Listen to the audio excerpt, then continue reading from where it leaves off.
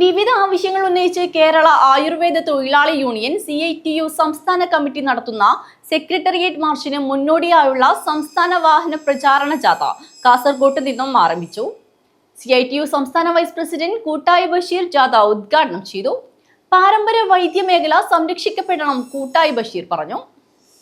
പാരമ്പര്യ വൈദ്യമേഖലയെ സംരക്ഷിക്കുക, നാട്ടുവൈദ്യ കൗൺസിൽ രൂപീകരിക്കുക, പാരമ്പര്യ നാട്ടുവൈദ്യന്മാർക്കും കളരി ഗുരുക്കന്മാർക്കും രജിസ്ട്രേഷൻ അനുവദിക്കുക, കേന്ദ്ര സർക്കാർ പാരമ്പര്യ നാട്ടുവൈദ്യ മേഖലയെ ആയുഷിൽ ഉൾപ്പെടുത്തുക തുടങ്ങിയ വിവിധ ആവശ്യങ്ങൾ ഉന്നയിച്ചുകൊണ്ട് കേരള ആയുർവേദ തൊഴിലാളി യൂണിയൻ ഫെബ്രുവരി 20-നാണ് സെക്രട്ടേറിയറ്റ് മാർച്ച് നടത്തുന്നത്.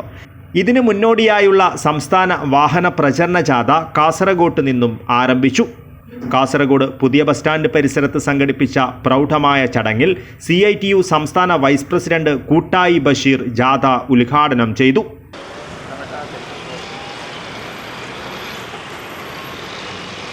ആയുർവേദ തൊഴിലാളി യൂണിയൻ സംസ്ഥാന പ്രസിഡന്റ് CK ഹരികൃഷ്ണൻ അധ്യക്ഷത വഹിച്ചു. നാട്ടുവൈദ്യ മേഖലയെ അതുപോലെ തന്നെ പാരമ്പര്യ മേഖലയെ സംരക്ഷിക്കാൻ ഒരു ബില്ലിനെ കുറിച്ച് ഗവൺമെൻറ് ആലോചിക്കുന്നുണ്ട് എന്ന് പ്രഖ്യാപിച്ചു. അതുപോലെ തന്നെ ഒരു കമ്മീഷൻ രൂപീകരിക്കുന്നതിനും നാട്ടുവൈദ്യ പാരമ്പര്യ വൈദ്യ കൗൺസിൽ രൂപീകരിക്കുന്നതിനും വേണ്ടി പ്രാഥമികമായി 1 കോടി രൂപ ബജറ്റിൽ നീക്കിവെച്ചു. ഏറെ നാളത്തെ മുറവിളിക്കൊടുവിൽ അത്തരത്തിൽ ഒരു പരിഗണന സംസ്ഥാന ഗവൺമെൻറ് ഭാഗത്തു നിന്നുണ്ടായിട്ടുണ്ട്.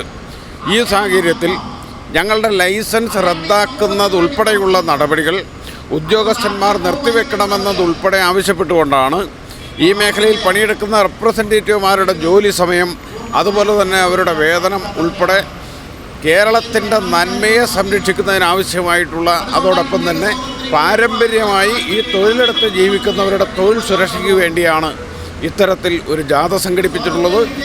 CITU ജില്ലാ പ്രസിഡന്റ് മണിമോഹൻ, CITU ജില്ലാ സെക്രട്ടറി K രവീന്ദ്രൻ, ആയുർവേദ തൊഴിലാളി യൂണിയൻ കാസർഗോഡ് ജില്ലാ പ്രസിഡന്റ് VV ക്രിസ്റ്റോ ഗുരുക്കൾ, സെക്രട്ടറി TV സുരേഷ് ഗുരുക്കൾ, C സുകേഷ് ഗുരുക്കൾ തുടങ്ങിയവർ സംസാരിച്ചു.